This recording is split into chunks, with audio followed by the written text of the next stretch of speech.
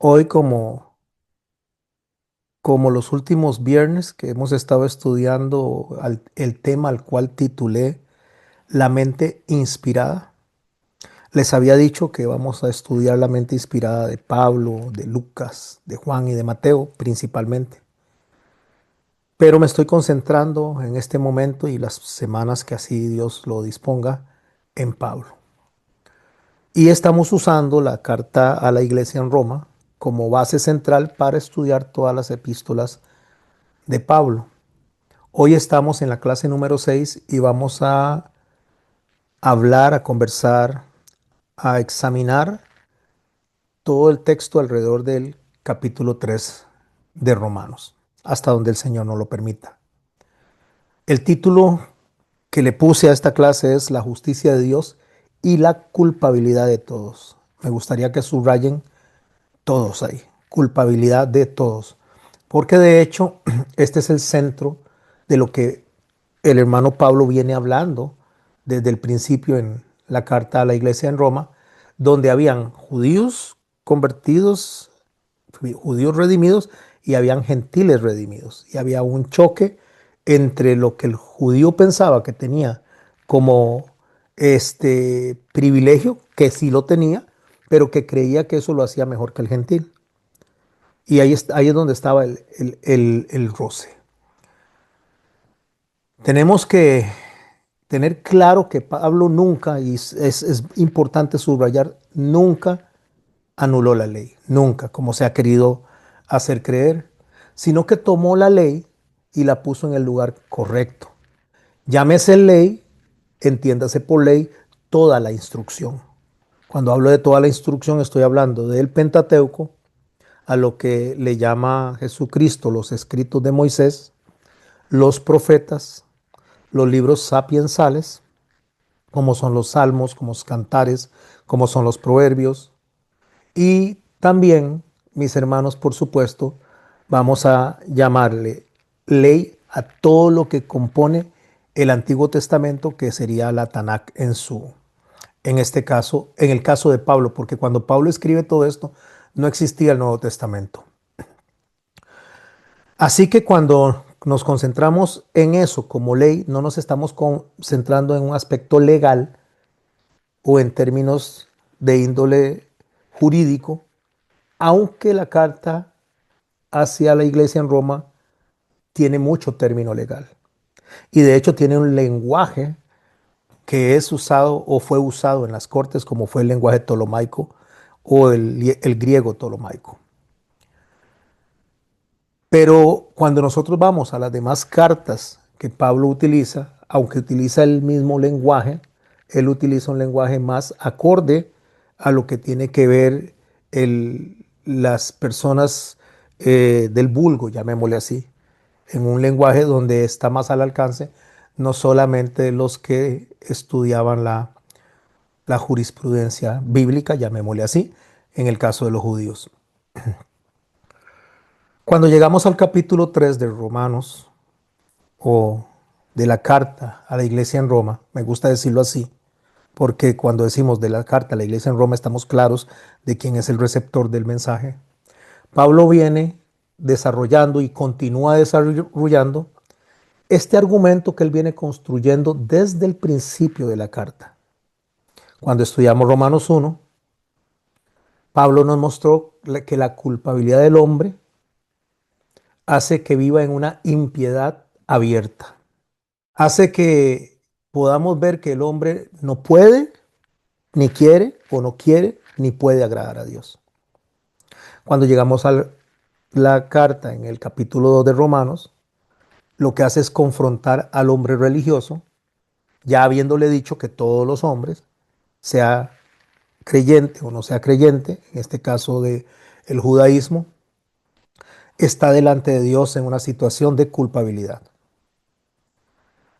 Cuando llegamos ahí, él le dice al hombre religioso que aunque se apoye en la ley, aunque se gloriaba en Dios, aunque enseñaba a otros, el hecho es que el no vivir conforme a la verdad que conocía lo ponía como enemigo de Dios. Y aquí en Romanos capítulo 3, Pablo lleva en Romanos capítulo 3 el argumento a una conclusión inevitable donde dice todos están bajo pecado. Y cuando estamos hablando de esta palabra todos, estamos hablando de todos en toda la dimensión. Pero vamos a tener mucho cuidado cuando leamos el capítulo 3, porque en Romanos capítulo 3 no está enseñando, subrayo, no está enseñando que el judío, el judaísmo y lo que se le dio no tenga valor. Tampoco está enseñando que la ley haya sido un error, que haya sido una carga inútil o algo que debería ser despreciado como se hace hoy día, en el siglo XX, donde dice que eso era para los judíos, que eso era del Antiguo Testamento. Pablo no hace eso, no hace lo que el gentil moderno, enseñando la palabra de Dios, viene y lo presenta como que si fuera algo de desecho.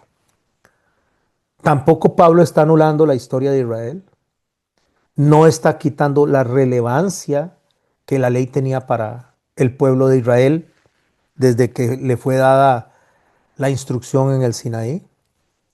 Tampoco está abriendo una puerta para una doctrina de reemplazo como se ha enseñado en el siglo XX, siglo XXI, donde se dice que la iglesia sustituye a Israel, como si Dios hubiera desechado su promesa, como si Dios hubiese mentido, porque Dios le hizo una promesa a Israel y la sostiene hasta el día de hoy. Y es lo que vamos a aprender con Pablo cuando vayamos llegando al capítulo 7 y capítulo 8 de la carta a los romanos. Al contrario, Pablo lo que comienza es con una pregunta muy importante. Y esta pregunta es la que nos debe traer a nosotros a reflexionar. No solo esta noche, sino durante todo el estudio que hagamos de la mente de Pablo. Y esta pregunta nace naturalmente de lo que acaba de decir en el capítulo 2. La pregunta es, ¿qué ventaja tiene pues el judío? ¿O qué aprovecha la circuncisión? Si la circuncisión externa no salva, porque es lo que Pablo está diciendo, si nosotros creemos o el judío cree que por tener la ley está automáticamente justificado, Pablo le está diciendo no, ni la circuncisión ni la ley justifica automáticamente. Porque Dios mira el corazón, fue lo que le dijo él al profeta, a Samuel. Y él no mira la apariencia, él no mira lo externo, él mira el interior. Entonces alguien podía preguntarse en este momento o en los tiempos de Pablo, entonces ¿de qué sirve ser judío? O sea, ¿de qué sirve circuncidarse? ¿De qué sirve recibir la ley? ¿De qué servía estar en el pueblo del pacto si no se era salvo por estar en el pueblo? Entonces Pablo responde a esas preguntas que él mismo hace dentro de la carta. Dice que mucho sirve. Y dice que sirve de muchas maneras. Primero porque se le confió la palabra de Dios a ese pueblo. En esta respuesta que es fundamental, Pablo no está diciendo que el que se le diera por confianza la palabra de Dios los ponía en ventaja con los demás. No, no. Tampoco Pablo está diciendo que Israel ya no le importa a Dios porque no tomó por cierto o por serio la palabra de Dios. Tampoco dice Pablo que la ley perdió valor porque no salva. La ley no salva. El Señor Jesucristo lo dijo de esta manera, le dijo a los fariseos, vayan y escudriñen las escrituras, porque ustedes creen que ahí hay salvación. Prestémosle atención a esto. Él no está diciendo que la escritura sea mala, que los escritos de Moisés sean malos, que los libros sapiensales sean malos o las profecías sean malas. Está diciendo que ellos consideraban que eso era la salvación. Y después les hace ver quién es la salvación. Y le dice, pero eso habla de mí, dice. Escudriñenlo porque ahí se habla de mí. Porque la salvación es Él. Por eso es que Pablo dice que sí es bueno el haber sido asignado ese pueblo para recibir la ley. Y en muchas maneras, sí hay ventaja en eso, porque es bueno. Pero tenemos que establecer un ancla para que no nos desviemos como se desvía mucha gente. Porque cuando se dice que hay ventaja de ser judío, mis hermanos, no es para que se crean mejor que los demás, para que se crean salvos, sino la ventaja está en que tuvieron de primera mano el texto, tuvieron de primera mano la primera expresión de Dios escrita, a través de los profetas primero y después a través de los escritos. Pero resulta que ahí mismo Pablo hace ver que Dios no hace acepción de personas. Lo que está diciendo es que no les da ventaja para estar exonerados o exentos de la disciplina de Dios. Israel, por supuesto, tenía privilegios reales. Hemos hablado que se le confió la palabra de Dios. Hemos hablado que recibieron la revelación, los pactos, las promesas. Los profetas venían por medio del pueblo de Israel. Enseñaban de la esperanza mesiánica, enseñaban de la historia donde Dios se da a conocer de una manera muy especial. Y esto no lo puede negar nadie, no puede ser disminuido. Pablo nunca, nunca desprecia esa herencia. Y él mismo viene de esa historia. Pero en ese argumento que Pablo nos trae, dice o nos hace ver que el privilegio no elimina la responsabilidad. A mí me hace pensar esto en unos empresarios japoneses que estuve leyendo una historia hace tiempo, que cuando sus hijos nacían o cuando tenían en la familia personas jóvenes, los mandaban a estudiar y después los mandaban a trabajar a las empresas, pero empezaban desde la limpieza de los baños. Tenían que ir a limpiar los baños, después tenían que limpiar los salones, y iban ascendiendo, no era que agarraban y por ser hijo de ellos, por ser hijo de los dueños de la empresa, los ponían en una posición de importancia inmediatamente, sino que debían de pasar por un proceso de aprendizaje.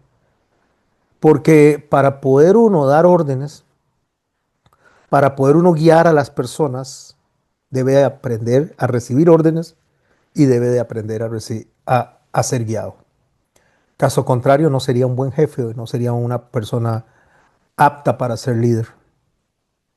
Por eso es que la palabra de Dios, para ellos tenerla era una ventaja. Ventaja en el sentido de que sabían qué es lo que Dios quería y qué es lo que Dios no quería. Pero esto les generaba una responsabilidad mucho mayor. Porque no significaba, mis hermanos, que por tener esto quedaban fuera del juicio. Significaba, mis hermanos, que más bien delante de Dios tenían un llamado con mucho más fuerza a ser profundos en lo que estaban enseñando. Entonces Pablo lo que hace es corregir dos errores al mismo tiempo en el escrito que estamos estudiando.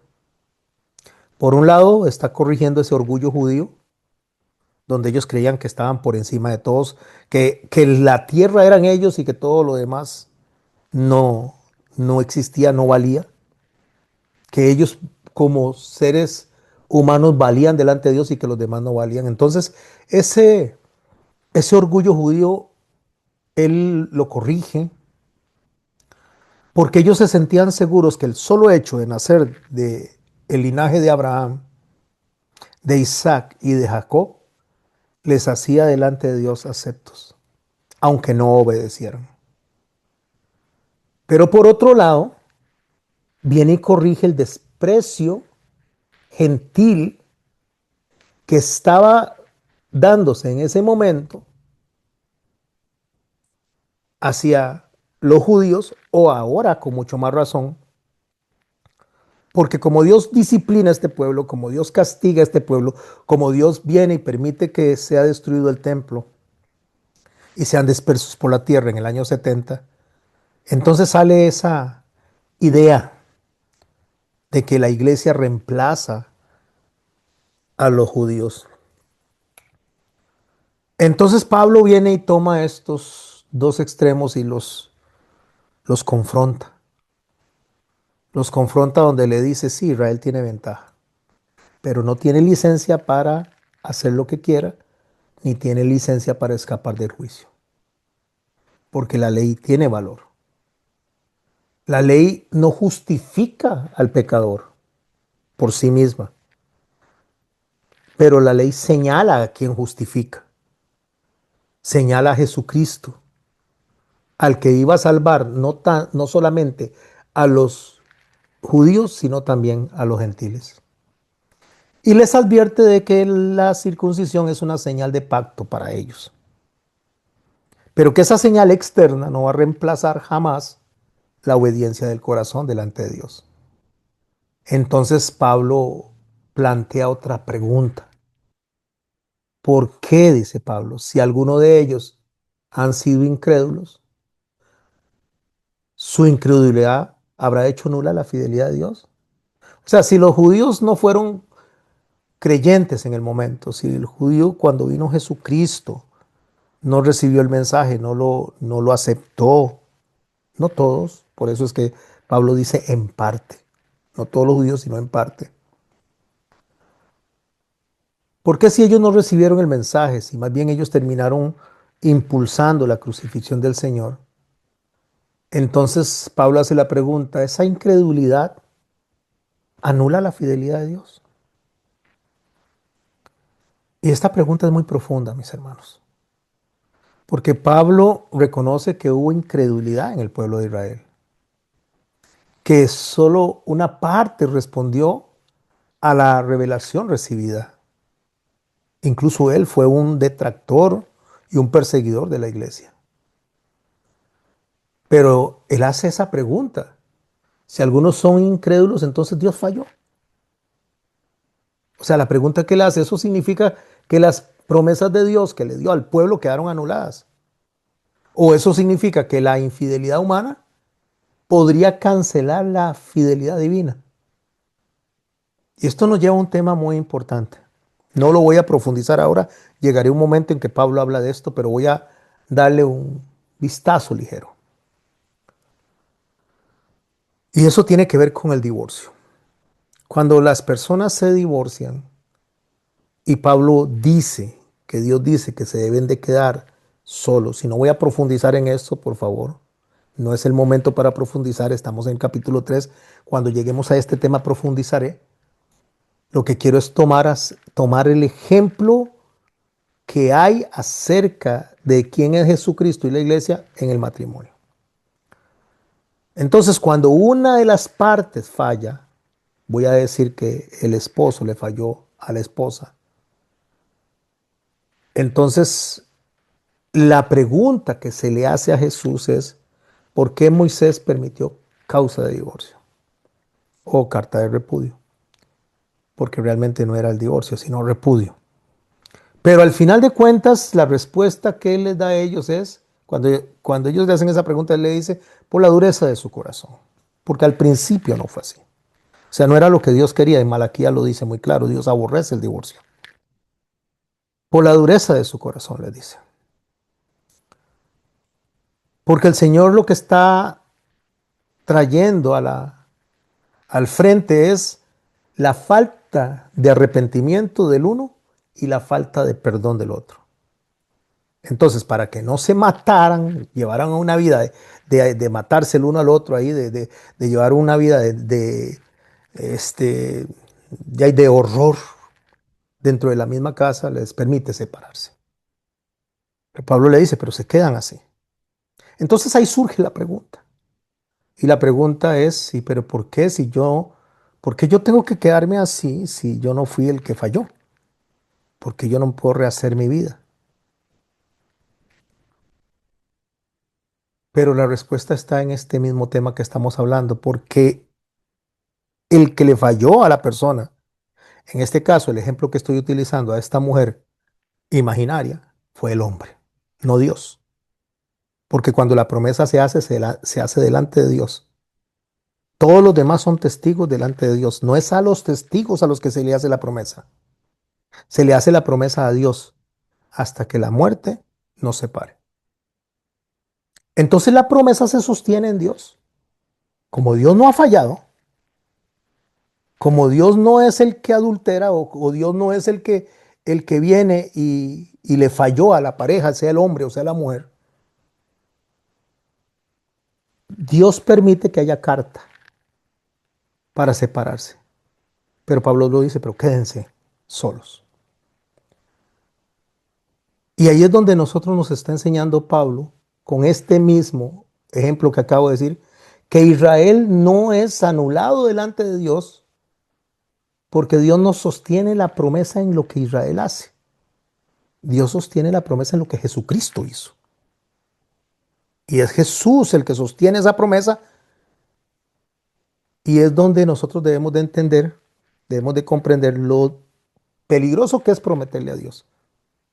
Y no estoy diciendo malo, sino peligroso, porque justamente una de las cosas que nos enseña a nosotros la carta a los hebreos es que cuando a Dios haces promesa no tardes en cumplirla, dice.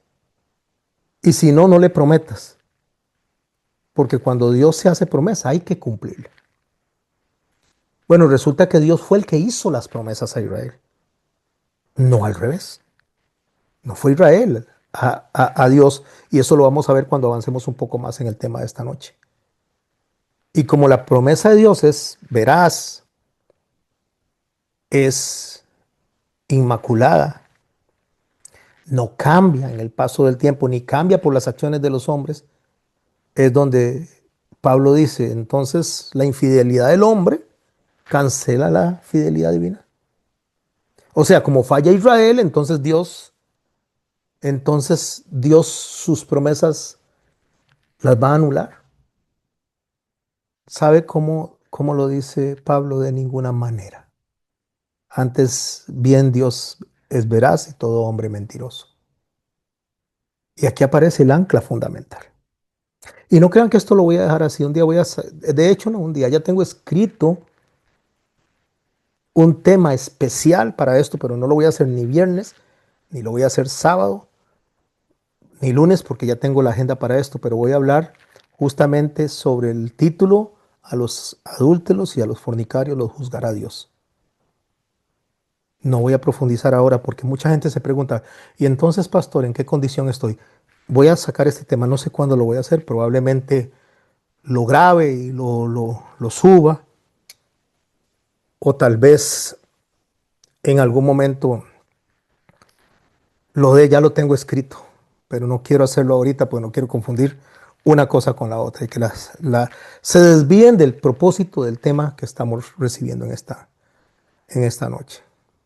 Y entonces aquí, volviendo al texto, aparece un ancla fundamental que no debemos de olvidarla nunca. La incredulidad del hombre, la infidelidad del hombre, la falla del hombre no anula la fidelidad ni las promesas de Dios. Y esto es muy importante, porque para entenderlo nosotros o para poderlo hacerlo parte de nuestro conocimiento, tenemos que empezar por rechazar esa doctrina errada, donde dice que la iglesia reemplaza a Israel y que Israel fue desechada, como que si el pacto se sostuviera en Israel. O sea, ¿cuándo va a creer usted? Si el pacto se sostuviera en Israel o nuestra salvación se sostuviera en nosotros, tendríamos que darnos todos por habitantes del infierno. Porque Pablo dice totalmente lo contrario. Aunque el hombre sea infiel, Dios sigue siendo veraz. Y la infidelidad de las personas o de nosotros hacia Dios jamás cancela la fidelidad de Dios. Y esto nos va a preparar el camino para cuando lleguemos a Romanos capítulo 9, capítulo 10 y capítulo 11. Por si quieren estar leyendo la carta y viendo las explicaciones que estoy dando en este momento, se pueden proyectar allá y desde ya pueden ir viendo realmente la conexión que hay, porque las cartas hay que leerlas como lo que son, como una carta. No podemos leerla fraccionada, como despedazada. Es una carta. Y como tal hay que leerla como un todo. Para darle un ejemplo, voy a poner un ejemplo. Imaginémonos que yo les mando una carta a ustedes, estoy en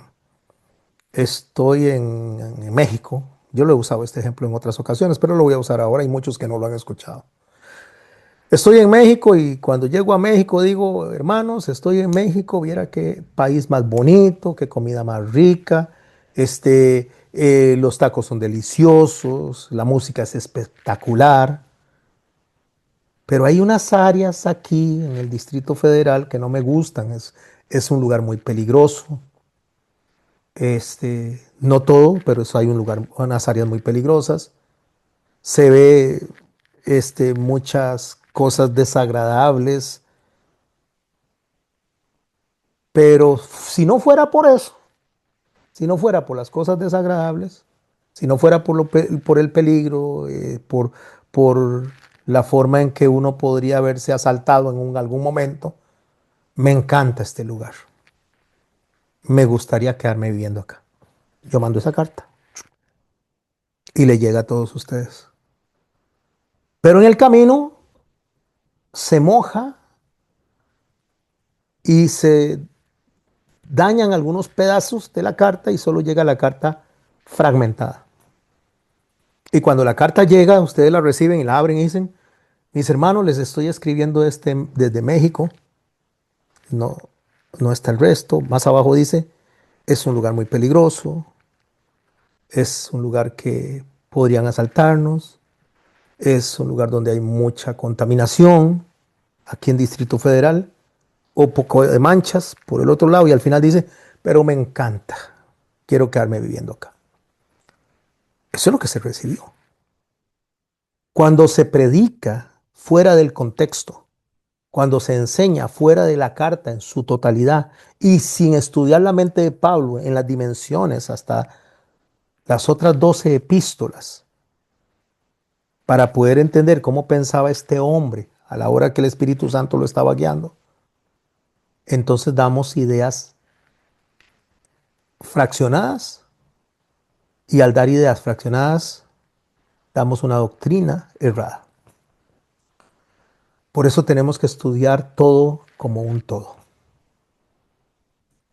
Tenemos que ver cómo Pablo va a venir a tratar de una manera amplia el lugar que tiene Israel dentro del plan de Dios. Y desde esta carta, desde este capítulo en particular, Romanos capítulo 3, queda claro que Pablo no está anulando a Israel para lo que leamos allá. Cuando más adelante o en el libro de Gálatas se lean conceptos que nos conectan a esta idea. Porque Pablo lo que está mostrando es que Israel, aún con todos los privilegios, necesita la misma justicia de Dios que necesitan los gentiles. Y de ahí es donde sale la frase que Dios no hace acepción de personas. En el marco de la justicia, en el marco de el juicio justo que Dios hace. Porque podría haber un razonamiento errado cuando nosotros leemos lo que está ahí de manera fraccionada o fragmentada. Pablo dice, si mi justicia hace resaltar la justicia de Dios, entonces, porque soy juzgado. Entonces Pablo rechaza ese razonamiento, eso que puede estar en la mente del gentil. Bueno, de ahí, si Dios escogió a ese pueblo, porque yo estoy siendo juzgado. O al revés, ellos podrían estar pensando, ¿y por qué nosotros estamos siendo juzgados si nosotros fuimos privilegiados? Con el mensaje, con los escritos, con la guía. Pero lo que está haciendo el apóstol, sí le puedo decir el apóstol porque era el apóstol Pablo, de manera diferente, pero era el apóstol Pablo. Me digo diferente porque no estaba dentro del grupo inicial. Pero lo que Pablo está haciendo es mostrando que la justicia de Dios frente a la injusticia humana no convierte el pecado en aceptable, sea de quien sea. ¿Importa si es de los gentiles o no importa si es de los judíos? Porque la gloria de Dios no va a excusar la maldad de nadie.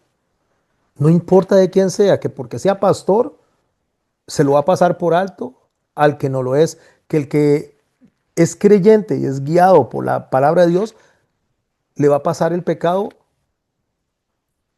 y va a confrontar a aquel otro que no se congrega, que no lee la Biblia, pero a nosotros no, no. Pablo lo que está diciendo es que cualquier mal que se haga, no importa de quién venga, va a tener de parte de Dios la disciplina y va a tener de parte de Dios el castigo.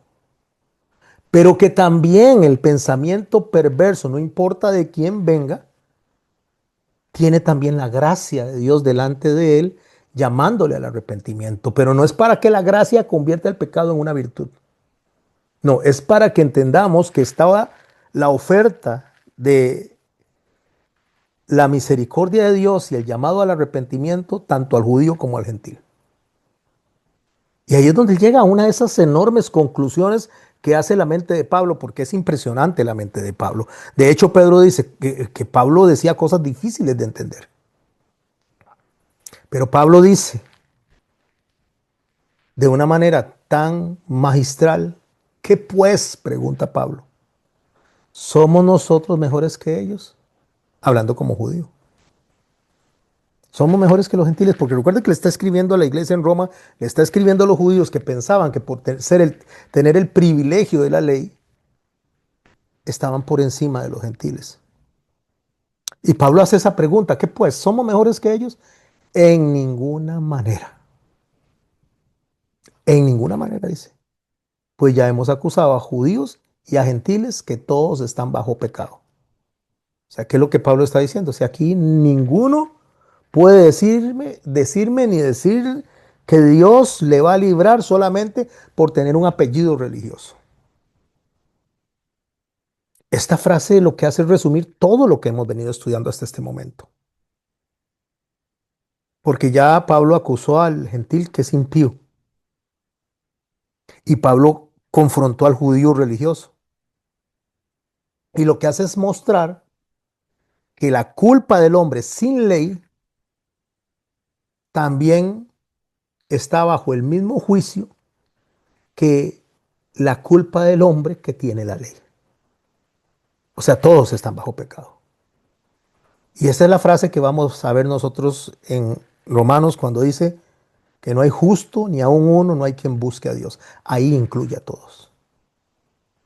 Son de esas frases fuertes que el hermano Pablo presenta cuando nos dice a nosotros que no hay nadie que esté aislado de la justicia de Dios, sino que la humanidad entera está bajo la condición de culpabilidad delante de Dios, sea quien sea. Porque Pablo nos enseña a nosotros que Dios no ve esa acción externa que nosotros vemos, que es lo que nosotros vemos en las demás personas, lo que luce. No, no, Pablo está diciendo que Dios ve va más allá de lo que nosotros vemos que luce. Dios ve la mente, el corazón, la voluntad, los deseos, palabras, y no solo las palabras, sino que Jesús dice palabras que salen del corazón. Y también, por supuesto, examina las obras como un todo. Por eso es que Pablo cita una serie de textos del Antiguo Testamento para poder llegar a la conclusión de lo que Dios está enseñando a través de él, donde no es invención de él. No hay justo ni aun uno, dice Pablo. No hay quien entienda, no hay quien busque a Dios. Todos se desviaron. No hay quien haga lo bueno, no hay siquiera uno. Y todas estas citas, mis hermanos, que él usa, que están en el Antiguo Testamento, Pablo está tomando la misma escritura que ellos tienen los judíos para hacer un diagnóstico de la condición humana. A ver, usted va donde el médico y le dice al médico, doctor, es que tengo unos problemas estomacales, me dan hay unos dolores ahí y cuando como ciertos alimentos, entonces me siento más mal. Y el doctor le empieza a hacer algunas preguntas y le dice, bueno, ¿cuáles alimentos? Bueno, cuando como queso, cuando como natilla, cuando como arroz con leche, depende de, del momento o el día. Acá a veces me siento mejor, a veces me siento peor. ¿Qué más? A veces se me inflama el estómago, a veces me da estreñimiento y en base a lo que le está contando, el doctor empieza a llegar a una conclusión. Él dice, bueno, usted tiene intolerancia a la lactosa, usted tiene este colon irritable, usted tiene que evitar estos alimentos y así usted se va a sentir mejor. Entonces Pablo le dice a los judíos en esta carta a la iglesia en Roma, pero especialmente a estos judíos que se creían mejor que los gentiles, aún que va a abordar el tema gentil más adelante, pero él le dice a ellos que el problema no es solo con el gentil, que no solo el gentil tiene, y lo voy a decir de una manera simbólica, intolerancia a la lactosa. No solo el romano, no solo el pagano, no solo el judío, es todos los humanos están bajo el problema de esta intolerancia. Bueno, yo le llamé intolerancia a la lactosa para tratar de ver cómo llegamos a este diagnóstico a través de un médico. Pero él está diciendo el pecado. Todos tienen este problema. A todos les cae mal el pecado. Y aquí tenemos que ser claros, tenemos que ser cuidadosos porque Pablo no está diciendo que ninguna persona pueda hacer actos buenos. Estoy hablando en sentido relativo. Está diciendo que los actos buenos no significa o no nos enseña a nosotros que esto haga a la persona justa delante de Dios. Por eso Jesús decía, en aquel día muchos me dirán, Señor, Señor, en tu nombre hicimos milagros. Sanamos personas, expulsamos demonios, hablamos en lenguas. Y Él les dice, apartados de mí, hacedores de maldad. Porque nadie puede presentarse ante el tribunal divino diciendo, yo soy justo por lo que hice. Porque si no se cumple la voluntad de Dios de manera perfecta, si nadie tiene la justicia que Dios establece, como lo dijo el Señor Jesucristo, si su justicia no fuera más alta que los fariseos, ¿qué significa esto? ¿Cuál era la justicia de los fariseos? La ley. Así que pensar nosotros que nuestros actos de bondad nos justifican delante de Dios, no entendemos entonces cuál es la perfecta voluntad de Dios. Porque la perfecta voluntad de Dios es, nadie viene al Padre si no es por mí, dijo Jesús. Si el Padre no le arrastrare. Por cuanto todos pecaron, dice Juan en el capítulo 3, están destituidos de la gloria de Dios. Todos. Es la misma idea de Pablo.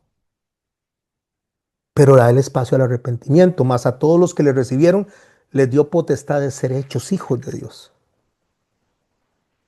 Por eso es que Pablo dice, sabemos que todo lo que la ley dice, lo dice para los que están bajo la ley, para que toda boca se cierre y todo el mundo quede bajo el juicio de Dios. ¿Qué es lo que Pablo está diciendo con esto?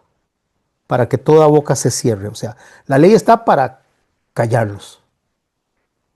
Eso es como que usted llega al juicio y le presentan todas las pruebas al juez. Usted llega y dice, bueno, no usted es un ejemplo, pero usted llega, se metió a una casa a robar, echó el televisor en un saco, lo pasó por la tapia, lo puso afuera, lo puso en un carretillo para llevárselo y lo agarró la policía. Entonces usted llega y dice, no, yo estaba pasando por ahí, ese carretillo estaba ahí y a mí me agarraron y me están culpando de algo que yo no hice.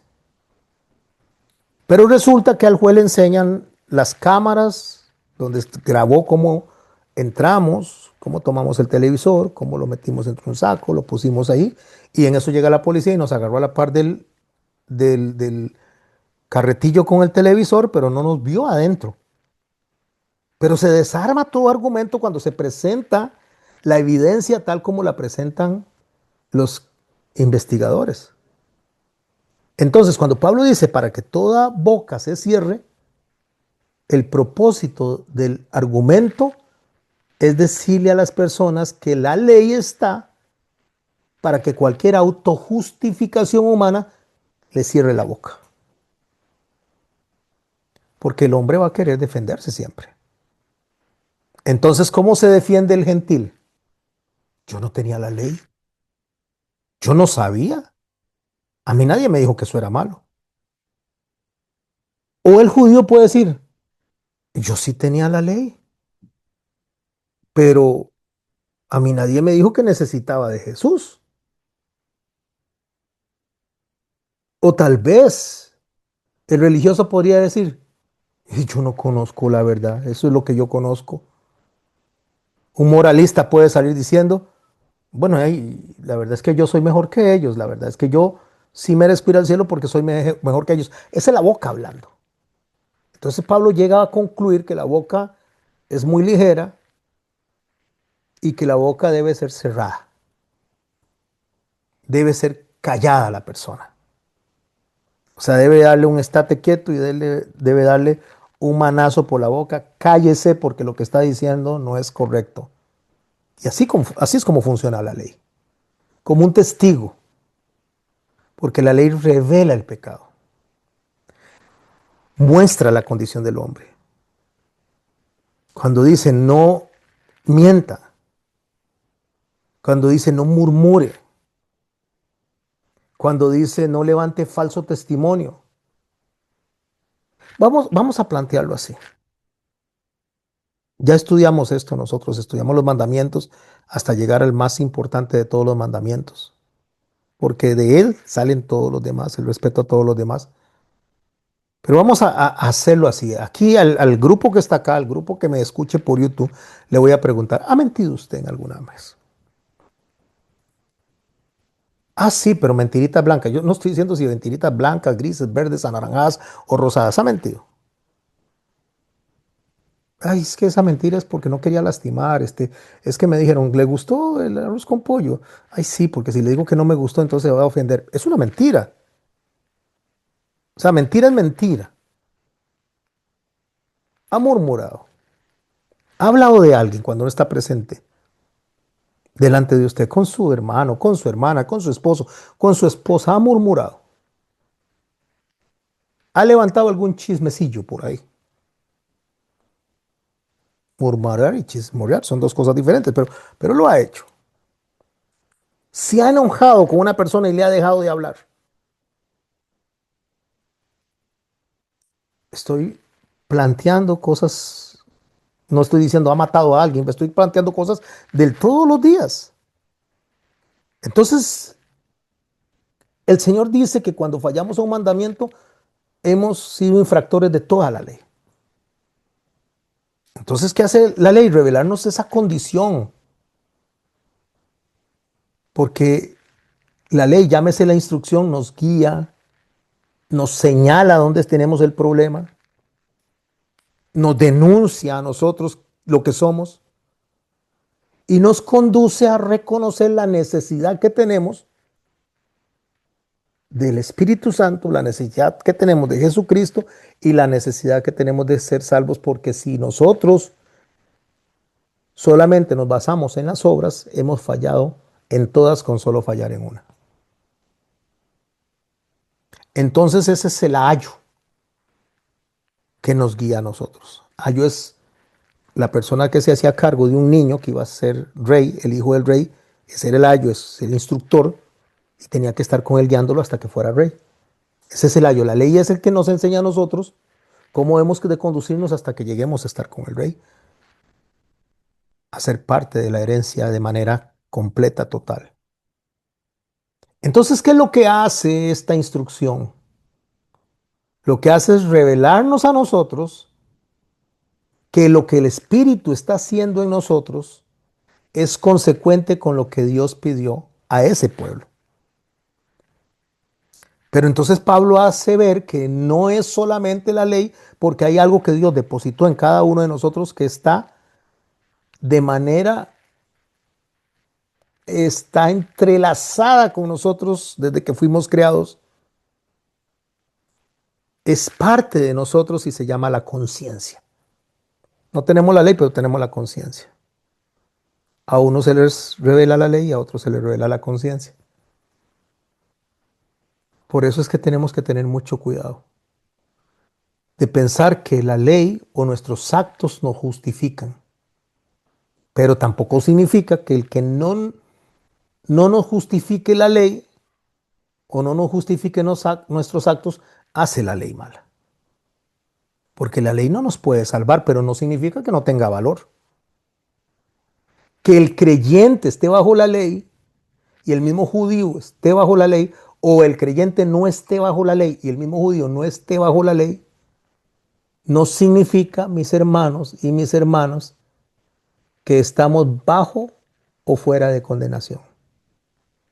No significa que nosotros vamos a ser salvos porque seamos moralmente correctos o inmoralmente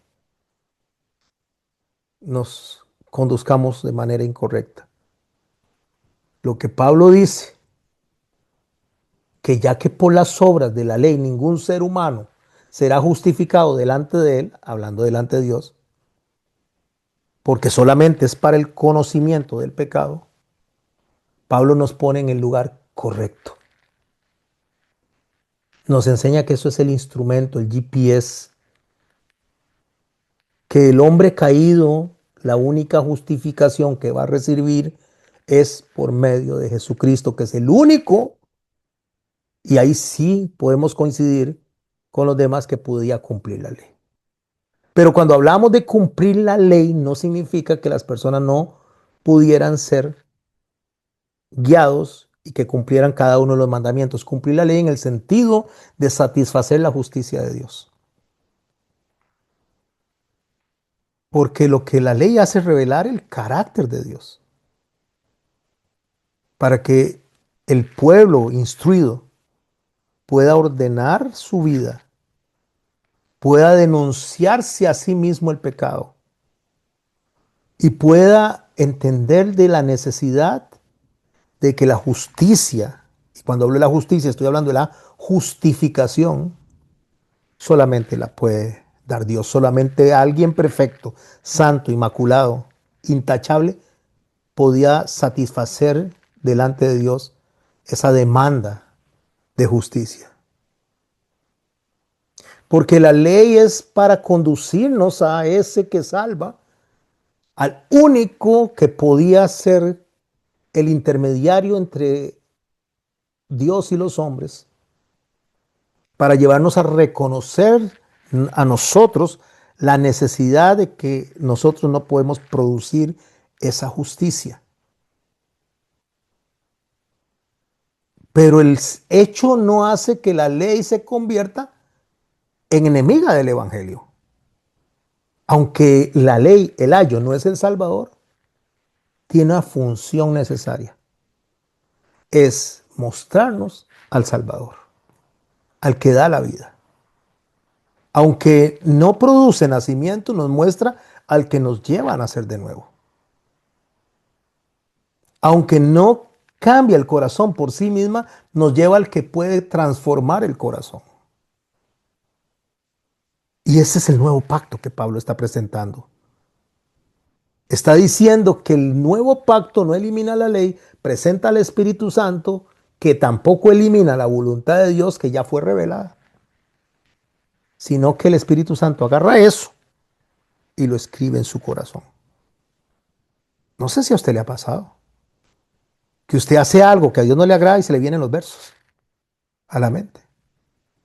Y tal vez uno se enoja y se le sale tal vez una palabra desagradable o descortés y se le viene como una flecha al corazón, airaos pero no pequéis. O tal vez alguien va caminando ahí y ve a una mujer con ojitos así como medio de codiciándola y se le viene a la mente que el Señor dice que el que codicia a la mujer de su prójimo ya pecó con él, ya adulteró con ella en su corazón. No, yo no lo he matado. El Señor dice, con solo que ustedes guarden ese enojo, entonces ya ustedes mataron a su hermano en el corazón. ¿Por qué, mis hermanos? Porque la ley no nos hace santos, nos hace poder ver lo que tenemos adentro y nos expone a nosotros, antes de entrar delante de Dios, nos expone a nosotros cuán desagradables somos delante de Dios. Cuando se entraba al tabernáculo, habían tres puertas. Estaba la que se conoce como el camino. Recuerde que el Señor dijo, yo soy el camino, la verdad y la vida. El camino es la primera puerta por la cual se pasa y se encuentra con el altar donde se hace el sacrificio y detrás está el lavacro. En el lavacro habían un montón de espejos que eran los que le habían dado las mujeres egipcias a las mujeres hebreas y eso los ponían al fondo. Entonces, antes de los sacerdotes entrar al lugar santo, tenían que lavarse las manos y los pies ahí y se veían en el espejo. Entonces ese lavacro lo que representa es la ley, el Antiguo Testamento. El Antiguo Testamento donde dice lo que a Dios no le agrada. No matarás, no adulterarás, no levantarás falso testimonio. Eso es lo que a Dios no le gusta. Entonces eso es lo que hacía que la ley nos mostrara a nosotros antes de entrar a la presencia de Dios. Y es lo que hace el antiguo pacto, mostrar lo que no nos gusta, o perdón, lo que a Dios no le gusta de nosotros. Se ve en el espejo y dice, no, yo así no puedo entrar delante de Dios, Dios no me va a recibir. Eso hace el Antiguo Testamento. Pero después se entraba al lugar santo y en el lugar santo está la única iluminación que hay, que es la menorá que representa el Espíritu Santo y al frente están los panes, la mesa de la proposición. Y esos panes representan el Nuevo Testamento, lo que sí le gusta a Dios, lo que sí le agrada a Dios. Amarás a Dios con toda tu mente, con toda tu fuerza, con todo tu corazón, con toda tu alma. Honrarás a tu padre y a tu madre. Esos son los que se conocen como mandamientos positivos. Lo que sí, y eso es el Evangelio, la vida de Jesús. Eso es lo que representan esos panes que están adentro, pero ya están adentro. O sea, cuando el Señor viene y nos salva, nos enseña primero lo que no le gusta. Y cuando nos mete al aposento con el Espíritu Santo nos revela lo que a Dios le gusta. Espero estarme explicando con esto, porque eso es lo que escribe el corazón. Hace posible que nosotros mismos nos podamos ver desde adentro antes de acercarnos a Dios. Porque no es que la gracia no esté desde el principio, porque cuando se pasa el camino es porque se recibió al Señor, el Señor entró en nuestro corazón o al revés. El Señor entró en nuestro corazón y entonces llegamos delante del holocausto y recibir el sacrificio y decir gracias Señor por salvarme. No es que le decimos que entre para que nos salve, no, Él nos salva para que le agradezcamos la salvación y automáticamente una vez que estamos delante del Cordero inmolado, al frente está el lavacro y ahí es donde nos lavamos y decimos, ok, a Dios no le gusta eso, me voy a acercar como a Él le agrada. Eso es sacar la levadura del pan. Eso es sacar lo que a Dios no le gusta para poder entrar al lugar santo y poner lo que a Dios sí le gusta. Por eso es que es tan importante la obediencia, porque la obediencia nace de una verdadera transformación. Por eso no podemos leer Romanos capítulo 3 como si Pablo estuviera diciendo la ley ya no tiene ninguna importancia. Porque, mis hermanos, esto contradeciría toda la teología de Pablo. Por eso Pablo pregunta, entonces, ¿qué hacemos? ¿Invalidamos la ley? Y él mismo dice, de ninguna manera. Y eso es decisivo. La fe no invalida la ley, la fe confirma la ley. Porque es la justicia de Dios revelada donde dice, no me gusta esto y esto sí me gusta. Por eso es que no es inútil. Y por eso no está desechada. Porque no está derogada. Porque la ley es la revelación de Dios, es sana, es santa. Porque es la guía, es la instrucción. Porque es el testigo de pecado. Porque nos conduce a Jesucristo. Porque es la escalera que subimos para poder llegar al único que nos puede justificar. Es lo que Pablo está enseñando. Eso es lo que hace que se ponga este capítulo tan hermosísimo. Porque dice, ahora aparte de la ley, esa que nos llegaba, esa que nos estaba guiando, aparte de la ley, ahora sí se manifestó la justicia de Dios, testificada por la ley y los profetas. Cuando dice ahora y hace el giro, un giro glorioso, poderoso. Porque primero dice, todos están bajo pecado. Entonces, están bajo pecados porque esta es la justicia de Dios. Como no nace de esfuerzo humano, todos van para el infierno. Y como no hay nada bueno que puedan hacer para salvarse, la misma ley muestra que están condenados. Está demostrando la ley que no es un asunto étnico, no es por venir de Abraham, no es por mérito personal, pero añade algo importante. Testificada la gracia por la ley y por los profetas. No hay ninguna contradicción. No es una idea nueva que les está diciendo. No es una religión sustituta. Está diciendo que la ley y los profetas nos enseñan a nosotros, mis hermanos, el único que nos puede llevar a los pies de Jehová. Por eso Pablo dice, la justicia de Dios por medio de la fe en Jesucristo, para todos los que creen en Él, porque no hay diferencia, se da cuenta que no hay acepción de personas. Aquí, ¿por qué dice? Porque no hay diferencia por cuanto todos pecaron y están destituidos de la gloria de Dios. Esas son las dos verdades. Eso es lo que está presentando Pablo. La necesidad de Jesucristo, la necesidad del Espíritu Santo, la necesidad de la gracia para judíos y para gentiles. Porque todos están bajo pecado. Todos necesitan de la gracia, todos necesitan del perdón de Dios. Todos necesitan llegar delante de Dios y arrepentirse. No hay diferencia. O sea, no les está diciendo a los judíos, ustedes tienen chance y ellos no, o al revés. Todos pecaron, todos están destituidos de la gloria de Dios, todos necesitan la justificación de Cristo a través de la gracia. ¿Y cómo hago eso? ¿Cómo hace eso? Le dijo Nicodemo al Señor Jesucristo. Es que necesitan nacer de nuevo. ¿Y cómo se hace eso, Señor? Se entra al vientre de la madre de nuevo. Y el Señor le dice, ¿cómo? Nicodemo, eres maestro de Israel y no sabes esto. Entonces Pablo viene y hace una de las declaraciones más profundas en el Evangelio. Y por eso, mis hermanos, hay mucha gente que ha llegado a conocer su redención, su transformación a través de la carta a los romanos. Especialmente esta hermosísima frase, siendo justificados gratuitamente por su gracia mediante la redención que es en Cristo Jesús. Esa es la respuesta.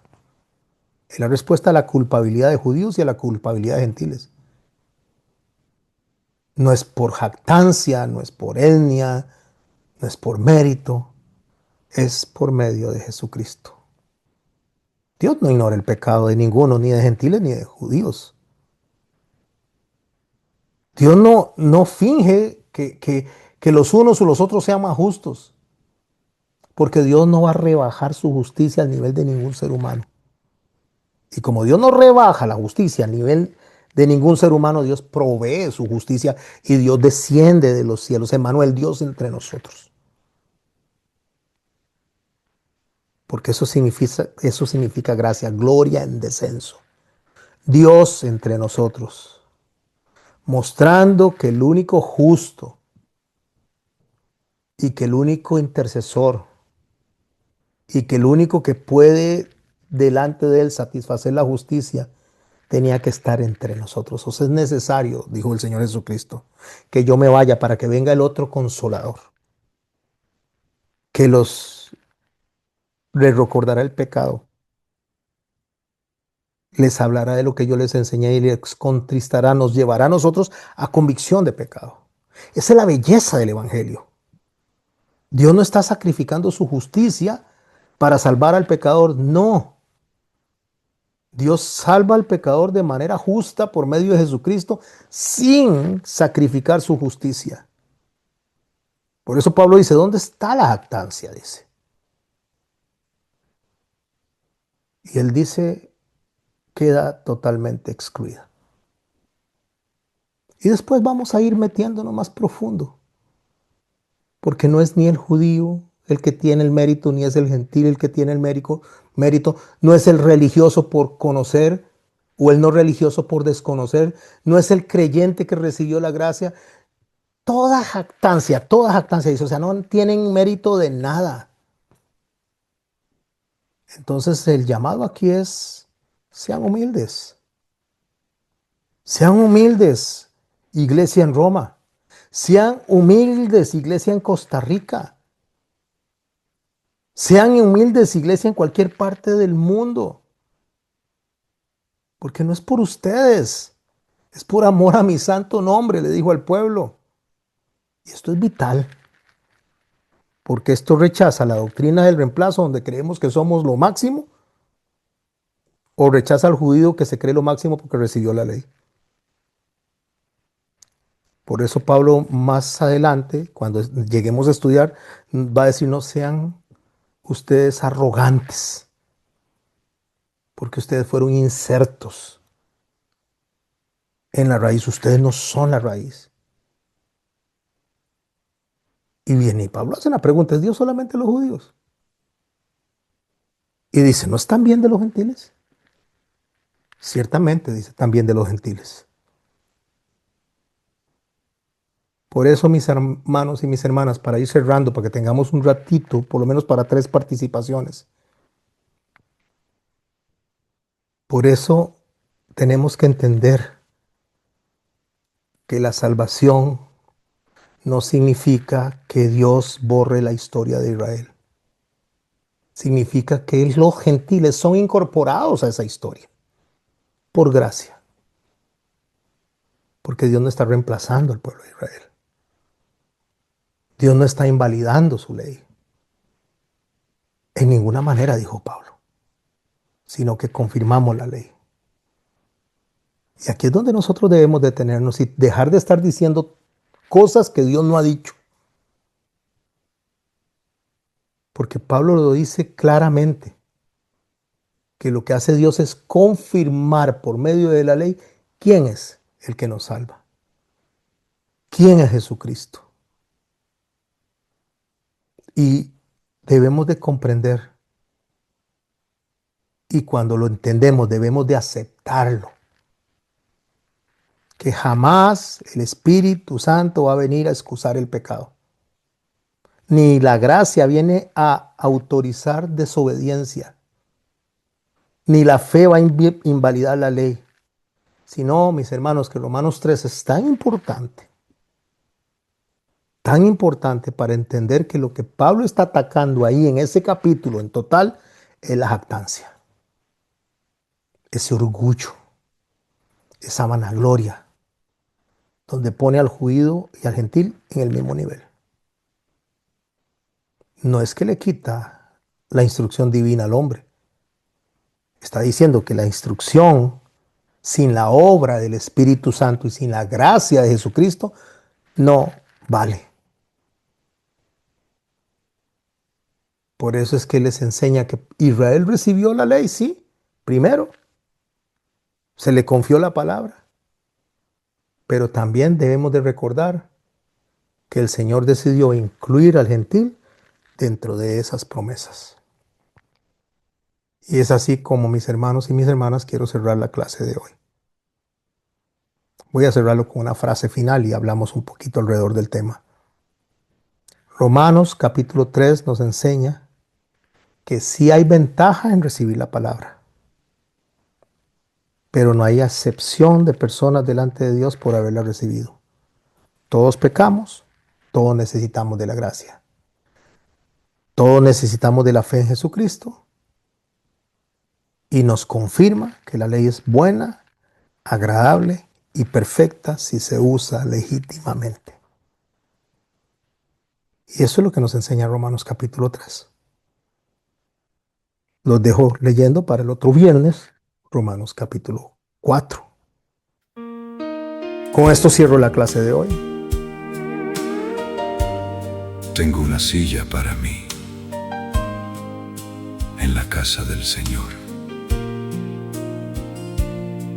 pero hay rincones de mi alma donde no entra tu voz.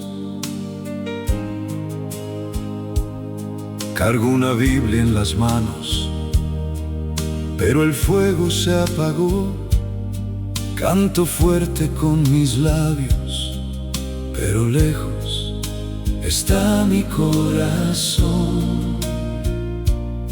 Y me cansé de estar tan cerca, sin dejarme encontrar, de tocar el agua viva, sin beber de tu verdad. No quiero casi amarte, no quiero casi arder, no quiero casi darte lo que tú diste por mí. No quiero casi seguirte, ni casi renacer. Tómame por completo, hazme tuyo otra vez. Sé moverme entre canciones, sé levantar las manos bien, pero tú miras lo escondido, lo que nadie puede ver. Ya no me sirve la apariencia, ya no me basta parecer. Quiero que caiga mi mentira y que tu gracia me vuelva a encender. Quema mi disfraz, rompe mi mitad. No quiero vivir a un paso del altar. Entra hasta el final, ven a gobernar, que no quede nada sin rendirse a tu verdad.